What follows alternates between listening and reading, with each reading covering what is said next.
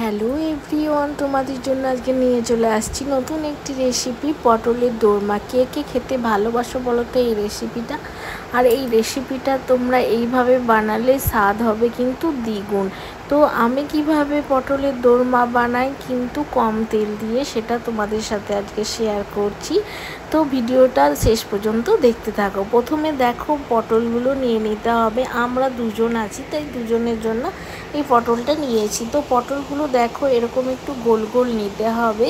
তো পটলটাকে প্রথমে ধুয়ে নিয়েছি। এরপর দেখো একদিকটা আমি একটু বেশি ডিপ করে কেটেছি আর একদিকটা অল্প করে কেটেছি। তো দেখো এরপর একটা কাটার নেবে এইরকম। তো কাটারের সাহায্যে ইজিলি পটলের ভেতরের বীজগুলো বের করে নেওয়া যাবে। দেখো কত ইজিলি এটা বের করা যাচ্ছে ঝামেলা ছাড়াই।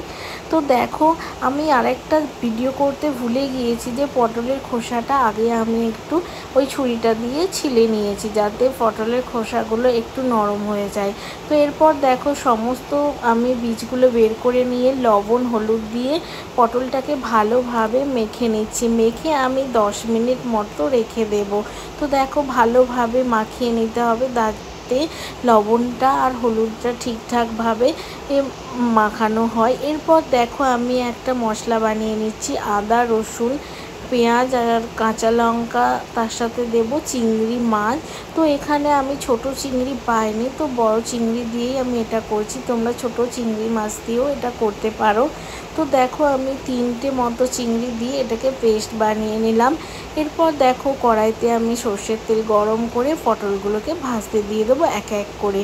তো হালকা টু মিডিয়াম আঁচে তোমরা এটা ভাজবে। তো দেখো আমি সমস্ত পটলগুলো দিয়ে নাড়িয়ে ভালো এদিক ওদিক করে আমি ভালোভাবে কিন্তু পটলগুলোকে ভেজে নিয়েছি। তো দেখো পটলগুলো ভাজা প্রায় শেষ হয়ে গিয়েছে। এরপর ওই তেলের মধ্যেই যে চিংড়ি মাছের পেস্টটা করেছিলাম সেটা আমি দিয়ে দিলাম। দিয়ে এবার হালকা আঁচে বসিয়ে দিতে হবে এটা ভাজার জন্য।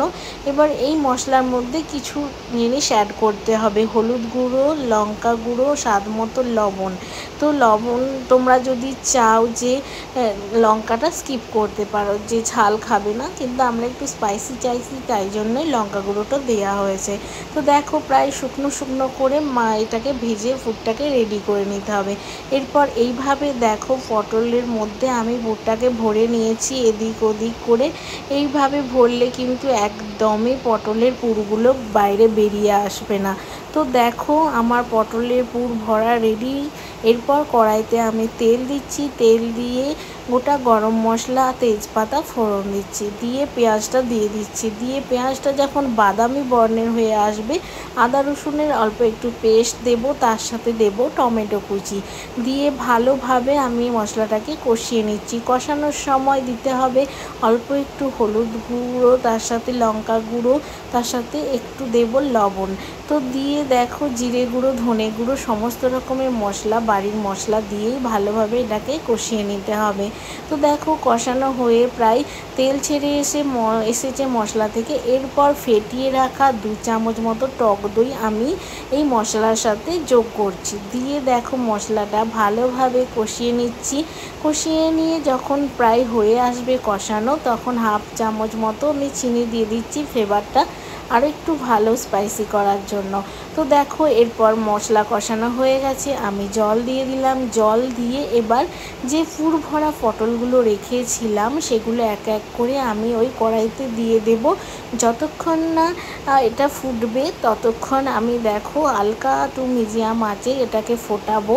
তো যাতে পটলগুলো একটু ভালো সেদ্ধ হয়ে যায় আর জুসি ভাবটা আসে। তো দেখো এইভাবে নামিয়ে নিতে হবে। তো আমার পটলের দোরমা প্রায় রেডি। দেখো আজকের ভিডিওটা তোমাদের কেমন লাগলো অবশ্যই জানাবে। কিন্তু এটা বাইরে খেতে গেলে অনেকটাই তেল দিয়ে তৈরি হয়। তো দেখো আমি কম তেলে রান্না করেছি, এই টেস্টের কিন্তু হেরফের কিছুই হয় না। তোমরা এইভাবে কম তেলে কম মশলা দিয়ে পটলের দোরমাটা বানাতে পারো, জাস্ট অসাধারণ লাগে। গরম ভাতের সাথে, রুটির সাথেও তোমরা এটা ট্রাই করতে পারো। তো আজকের ভিডিওটা তোমাদের কেমন লাগলো সেটা অবশ্যই আমাকে কমেন্ট করে জানাবে। আর কে কে এই রেসিপিটা বানালে সেটাও আমাকে কমেন্ট করে জানাতে ভুলবে না। দেখা হবে নেক্সট ভিডিওতে। Tata, bye bye.